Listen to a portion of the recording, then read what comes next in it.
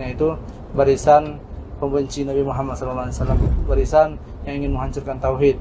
Ya, nah di depan kita ini kita bisa melihat masjid. Inilah Masjid Al-Fatah yang besar ini, yang mana Masjid Al-Fatah ini adalah masjid ini baru ya, tetapi di sekitar masjid ini terdapat banyak sekali masjid-masjid ya. Kita bisa lihat di atas sana ada masjid ya, yang mana itu adalah posko Rasulullah SAW melihat kaum kafir yang ketika itu ya, mereka itu terhenti di daerah-daerah sini. Jadi paritnya itu sebelah sini, Pak. Daerah-daerah sini ya. Daerah-daerah sini dibikin parit atas sarannya salah seorang sahabat yang bernama siapa? Salman Al-Farisi. Yang mana ketika itu Rasulullah SAW kaget, bagaimana caranya ini? Ya, bagaimana caranya? Ya, orang-orang bergabung ingin memerangi kita, langsung datang ke tempat kita. Ya, ketika itulah Salman Al-Farisi yang tadinya dia itu adalah budak, kemudian dimerdekakan, dibantu oleh Rasulullah SAW. Ya, dia diajak untuk bermajlis. Ada Abu Bakar, ada Umar. Ketika itu dia memiliki saran dan sarannya itu diterima oleh Rasulullah SAW. Dibuatlah Khandaq. Ya, dan juga Rasulullah SAW juga ikut. Ya, juga ikut menggali Khandaq atau parit. Yang mana ketika mereka orang-orang kafir itu juga orang-orang Yahudi telah sampai di perbatasan, mereka pun terhenti ketika melihat parit yang sangat lebar sekali dan mereka tidak bisa melewati parit tersebut, dan mereka menginap ya 3 malam, dan ketika itu langsung datang tentara Allah Subhanahu wa taala, dikirimkan angin kepada mereka sehingga tenggorokan dan juga mulut mereka dipenuhi oleh pasir yang dikirim oleh Allah Subhanahu wa taala berupa angin. Ya Bapak Ibu yang kami muliakan, jadi pada peperangan Al-Fatah ini atau perang Khandaq ini kaum muslimin menang ya, tidak ada yang meninggal dari kaum muslimin. Perang yang dibantu langsung oleh Allah Subhanahu wa taala. Nah, jadi di sini ada beberapa masjid-masjid bersejarah, salah satunya ada Masjid Ar-Rayah namanya, dan juga merupakan Masjid Ar-Rayah ini tempat kaum muslimin ya berjaga-jaga, dan Rasulullah SAW memantau orang-orang kafir yang datang dari Mekah yang bersama mereka. Hah? Sebelah kanan ada baju gamis itu ya. Kenal nggak itu? Sebelah kanan barusan pojok itu. Asakir, Asakir.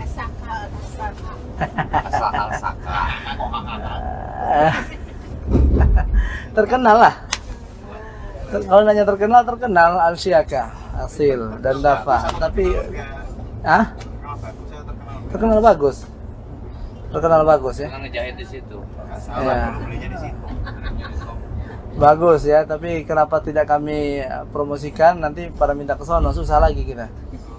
Ya bukan saya nggak mau nemenin, tapi kalau satu bis yang berangkat gimana? Nyewa lagi kan? Ya, bisa sendiri ke sana bisa. Bilang aja ke Al-Syiaka dekat Sukdauli.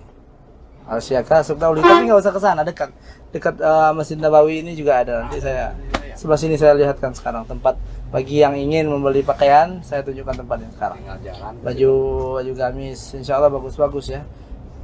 Di Al-Syiaka itu sendiri ada ada promosi sekarang, ada diskon 50 sampai 60% kalau nggak salah. Ya, jadi Bapak Ibu yang kami muliakan, ini adalah gunung yang sama dengan gunung tempat perang Khandaq tadi ya. Ini masih sama gunungnya, yaitu Gunung Salak, bukan Gunung Salak yang di Bogor. Gunung Salak pakai ain ya. Gunung Salak. Ya. Nah, ini kita bisa juga lihat di sini As-Safir Asil Dafa, ini sebelah kiri nih. Sebelah kiri kita ini ada toko jubah di situ. Ya, kalau itu ada art house, ada diskonnya juga tuh. Bisa pergi ke sana, dan posisinya itu di belakang Masjid Nabawi. Sedangkan sebelah kanan kita ini ada seperti bangunan-bangunan lama. Ini adalah Kahf Bani Haram, yang mana ini adalah tempat Rasulullah SAW pernah berdiam diri di sini dan berdoa kepada Allah Subhanahu wa taala, dan para sahabat kehilangan mana ini Rasulullah, nggak pernah kelihatan lagi rupanya Rasulullah SAW ya salat di sana dan berdiam di sana. Ya, jadi memang di atas gunung itu tenang ya Bapak Ibu ya. Dan Rasulullah SAW suka menaiki gunung dan menenangkan diri di sana. Ya, Bapak Ibu yang kami muliakan, perlu kami sampaikan untuk agenda kita malam ini adalah pergi berkunjung ke Raudhah. Ya, bapak-bapak, ibu-ibu harap kembali ke hotel setelah sholat maghrib ya. Setelah maghrib langsung ke hotel, kita makan. Setelah makan langsung kita menuju ke Masjid Nabawi dan langsung mengantri untuk masuk ke Raudhah Syarifah. Insya Allah tidak terlalu ramai, saya yakin tidak terlalu ramai. Insya Allah. Tadi bapak ibu juga nggak terlalu ramai kan? Nggak terlalu ramai ya. Insya Allah dimudahkan oleh Allah dan kita bisa selesai cepat di Raudhah. Kalau bisa berlama di sana, alhamdulillah. Tapi kalau seandainya ada saudara kita yang mengantri di belakang, kita persilahkan. Ya, 15 menit ya dibagi. Ya Bapak Ibu yang kami muliakan, untuk persiapan kita setelah itu adalah packing ya, packing. Ya, kita akan meninggalkan kota Madinah ini jam 11 besok. Ya, kita masih ya ada 24 jam di sini.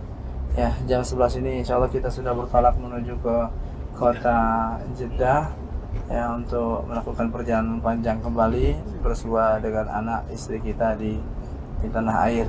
Ya, sebelah kanan kita ini ada proyek nggak jadi. Kalau ada dari kita yang mau invest di sini silakan, tapi sampai sekarang nggak ada yang bisa invest di sini, nggak bisa ngelanjutin. Ini proyeknya Walid bin Thalal ya.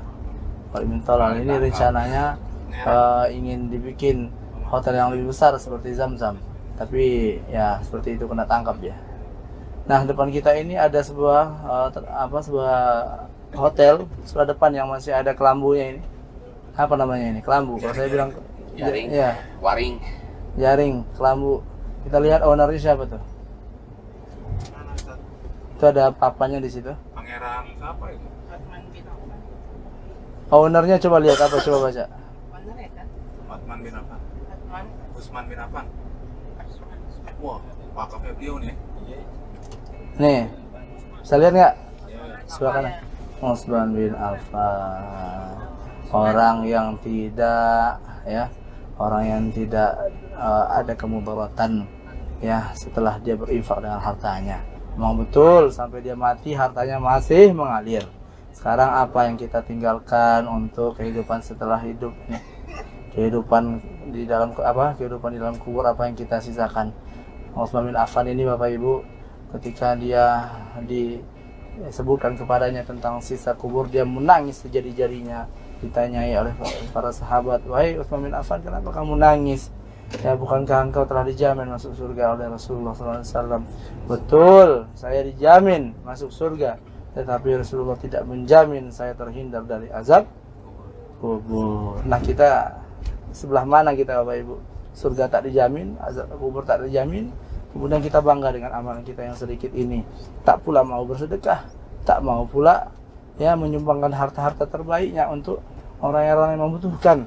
Nah, ini lihat Bapak Ibu, Utsman bin Affan adalah contoh ideal kita yang memang Allah berkahi hartanya. Kalau Bapak Ibu diberikan kelebihan harta, maka berwakaflah.